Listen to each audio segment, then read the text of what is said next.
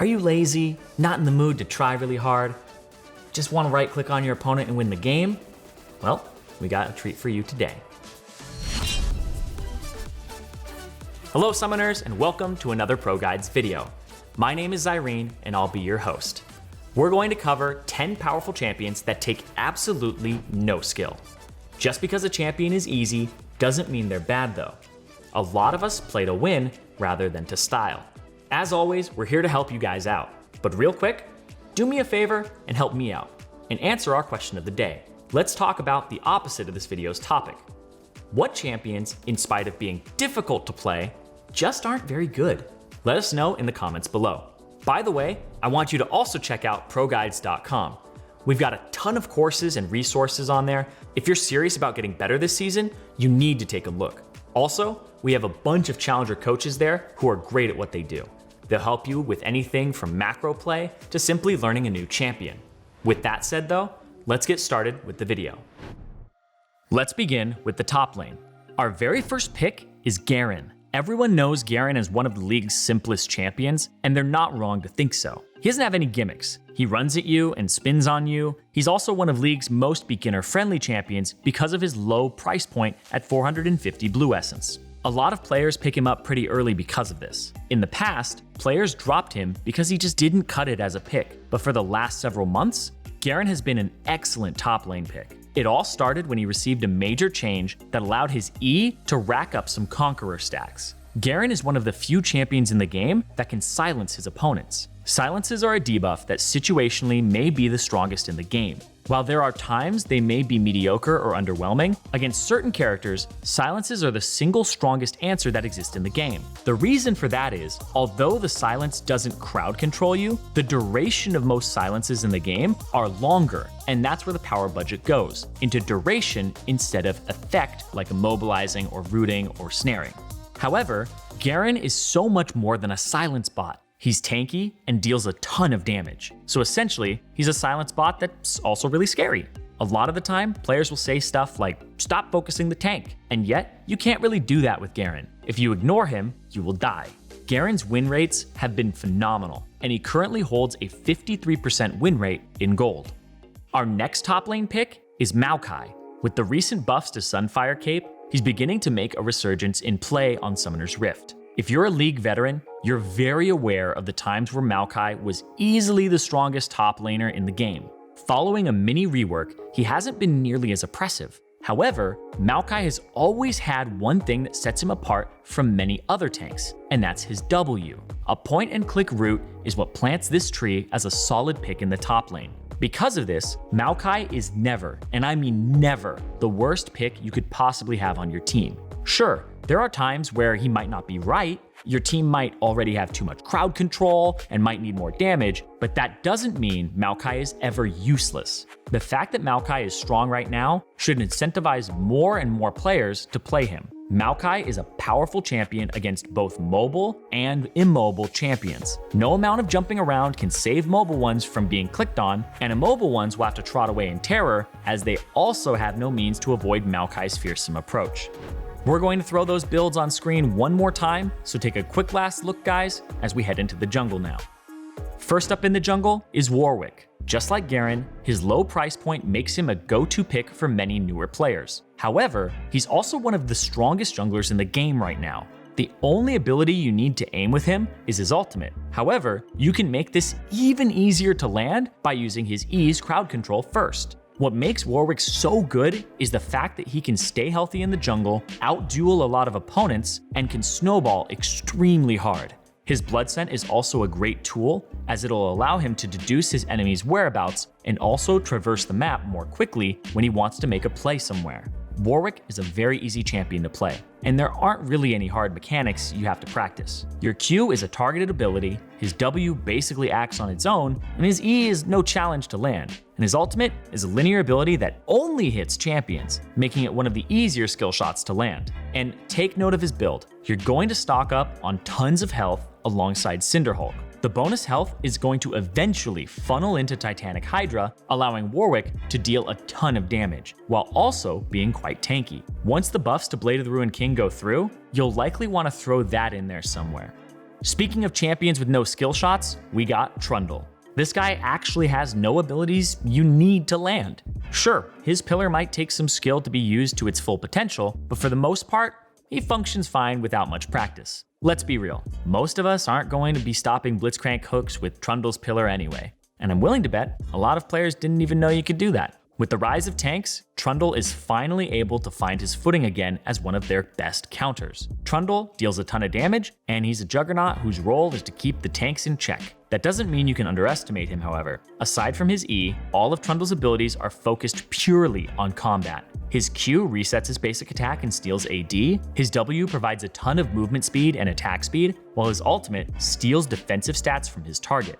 If he's able to reach you, Trundle is going to smack the life out of you with his bludgeon. As long as you can point your cursor on a tank before pressing R, you can play Trundle. He's a very straightforward champion.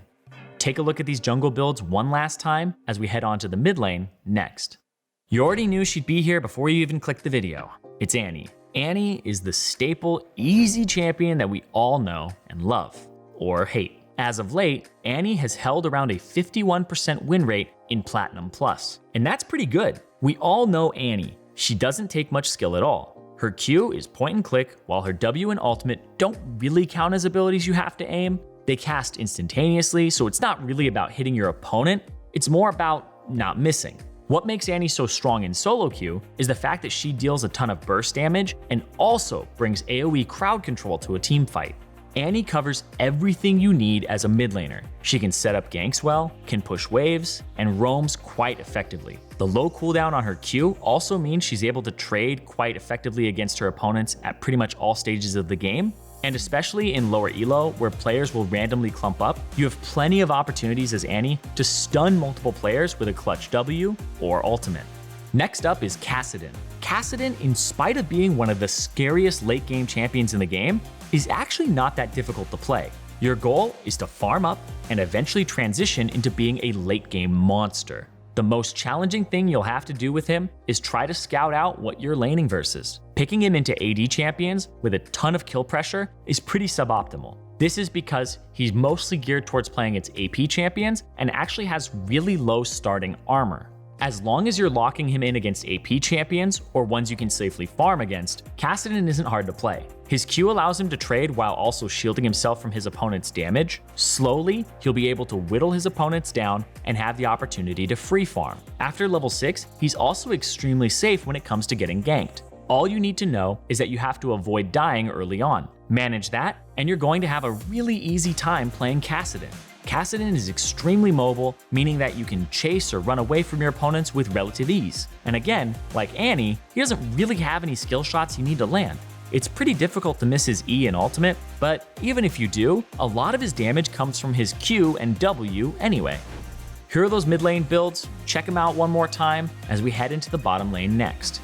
Ashe is an easy champion who's been dominating the Rift for quite a while now. None of Ashe's abilities are difficult to use. Her W's range and width means it practically lands itself, while her ultimate has a giant hitbox, making it very forgiving. That's if you're playing as her, by the way. Definitely not forgiving if you're the one who dies because the edge of your foot got caught in that humongous hitbox. As opposed to more mobile champions like Ezreal, Vayne, or Lucian, you don't need to have insane mechanics to play Ashe. However, like any marksman, you'll have to walk in between basic attacks and kite your opponents. There's so much less to think about though when you play her. Ashe's basic attack's slow, so you'll have an easier time kiting enemies than other immobile marksmen.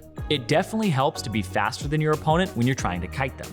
And Ashe is one of the few immobile marksmen who doesn't have to rely on fleet footwork or Stormrazor to create space between herself and her opponents. Another great thing about Ashe is that you don't have to face check brush with her. Using her E, you can scout out any areas of the map you're uncertain about, meaning that there's a lot less risk involved when you want to walk a certain path.